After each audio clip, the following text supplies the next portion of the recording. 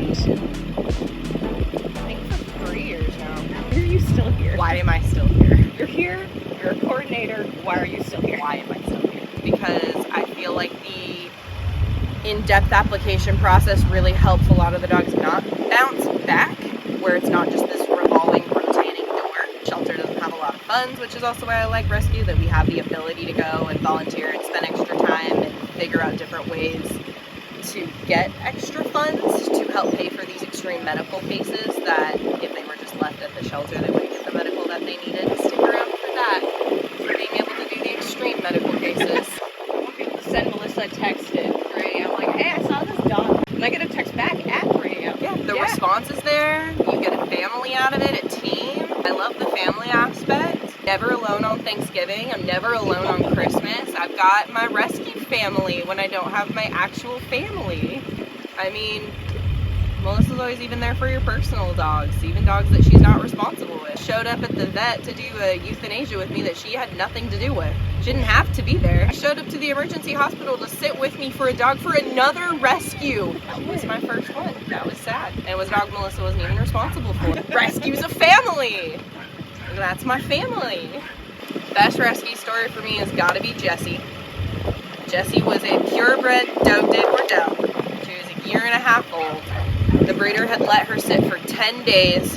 She hadn't eaten. She was skinny, dropping weight, and they couldn't figure out what was wrong with her. So they dropped her off at the vet, found out she was actually suffering from pyometra, and the only way to cure pyometra is to spay the dog and, remove the uterus and clear out the infection before they go sepsis.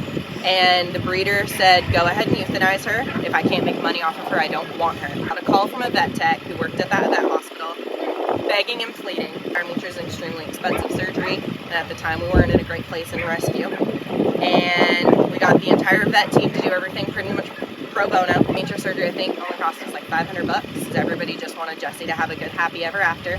And Melissa was all in on it. No problem. We could make it happen. We could make it work. And Jessie got the surgery. She did an overnight at the hospital, and I went to pick her up, and then we had this really long process of making sure everything didn't get infected, making sure she didn't go sepsis. And then on top of that, I had this skin and bone mastiff that should have weighed 120 pounds and probably weighed between 60 and 70 pounds to then put weight back on while recovering from an extreme surgery.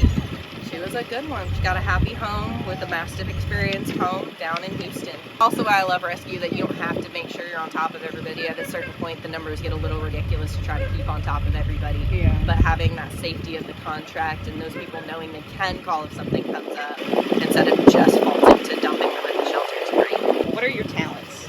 So I feel like my talents pretty much kind of correspond all together in general, in and out of rescue. I'm a certified dog trainer, and I've been doing it professionally for quite a number of years now, and I do feel like I have a unique aspect on behavior and training that I can get a lot of those hard to reach cases, like dogs that have reactivity issues or dog aggression issues or resource guarding issues, and being able to donate that time to that foster to bring them into my home to work with them and give them a chance that they might not have had just because they got bounced back and forth and never got the training that they needed when they needed it and developed all these poor habits. Blueberry went through, 7, 8 homes? She had bounced through the Humane Society to 6 different homes in a 6-month span, I think. She had never been in a home longer than 2 weeks. She had developed so many horrible issues just from not having a schedule or routine. And being able to have her and bring her into my home and work with her every single day and put the time and effort into her, knowing what her triggers are, and being able to set somebody else up with that success that maybe they wouldn't have had the funds to go and do is a really awesome talent that I feel like I can give back to the rescue community. The dog is my talent. Do you think you found your passion? Oh, it's 100%. I love everything that I do. I love my job. I love what I do for a living. I love what I do for my hobby. I love what I do in my free time. I love what I get to do on the weekend. And I love this amazing community that I've been able to build for myself and all the incredible relationships that I've been able to make for myself.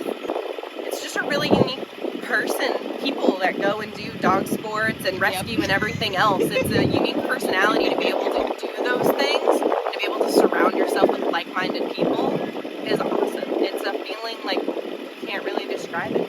I love it. Would not be here without my dog people. It's the like-minded person thing. When you find another rescue person, it's just like, you're as crazy as me. Okay. 6 dogs and you don't bat an eye. Yes. You get into a routine and a crew hobby is dogs. My passion is dogs.